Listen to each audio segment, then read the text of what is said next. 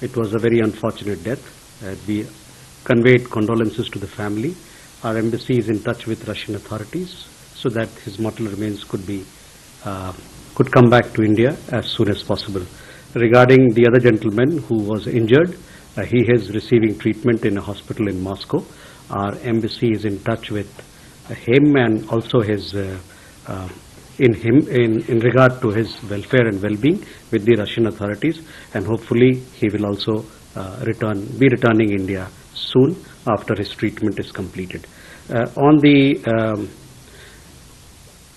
Because there are several other questions, so let me give you an update on the Indian nationals who were serving in the Russian army, and status insofar as their numbers, etc., is concerned, to clarify issues that Reza has raised.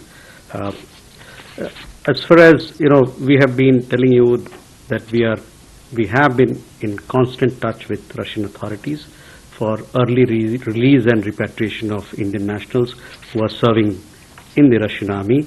As of today, of all the known cases that have come to us, we have had 126 cases. Of these 126 cases of people who were serving in Russian armed forces or are serving in Russian armed forces, 96 people have already returned. They have been discharged. They have been discharged from the Russian armed forces.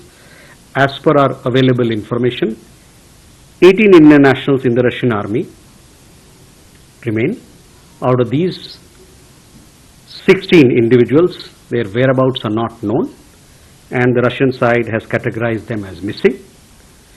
We remain engaged with the Russian authorities to ascertain the whereabouts of the missing Indian nationals, as also seeking early release and repatriation of those who remain. So that is the status. 12 Indian nationals have died in the conflict who were serving in the Russian army. So that should clarify. You also had a question regarding citizenship. That is, we are not aware of these details. Possibly people who went there, they would have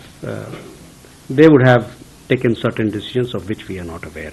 So that is the situation. 126 known cases. Out of these, 96 people have come back. 12 people have died. There are 18 people who've been categorized. Out of these 18 people who are still serving, 16 have been categorized by the Russian authorities as missing, and we are seeking from the Russian authorities early release and repatriation of the rest of those who remain there.